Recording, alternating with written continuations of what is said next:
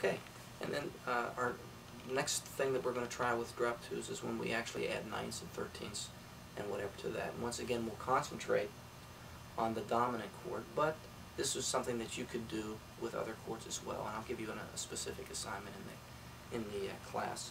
Just looking at the B flat 7th chord.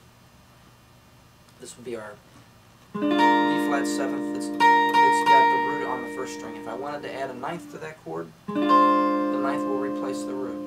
Okay? If I wanted to add a flat 9, and I'm sorry, the 9th is a whole step higher than the root. Flat 9 would be 1 fret lower than that. The sharp 9 would be 1 fret higher than that. So that's just kind of like messing around with the root. And we're just saying, like, we can substitute those notes for it, especially on dominant chords. Now we'll look at the 5th.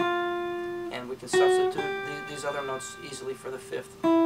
This is a 5th. We can play a flatted 5th, or a raised 5th, or a 13th.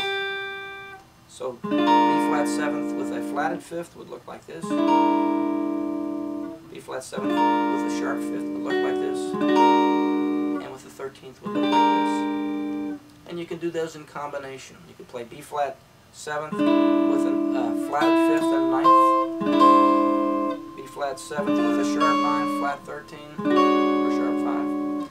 Really common alterations on dominant chords. Pretty much anything goes.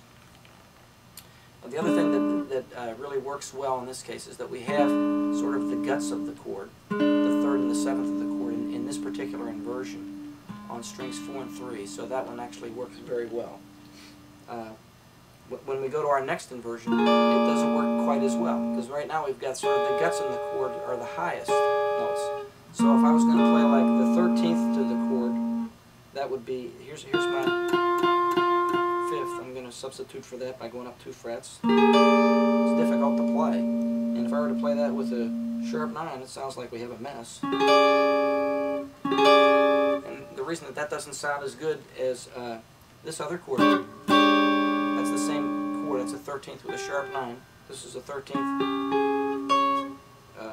This is a 13th with a sharp 9 as well. The problem is we have like the rich notes, the sharp 9 and the 13th at the bottom of the voicing. And so they typically don't work as well. But you should at least be able to know that they're there. Our next inversion of B flat 7th, it's got the 5th on the top. And once again, the guts, in this case the 3rd and 7th, are the lowest sound. So these also work very well. Okay? And there's my root. This would be my flat 9, my 9th, and my sharp 9. So you can just... And on the first string is where my 5th is. That's my sharp 5, 13, and flat 5. So you can sort of experiment with different ways of playing dominant chords with these extended sounds. And I'll give you a specific assignment as we get to that point in the semester.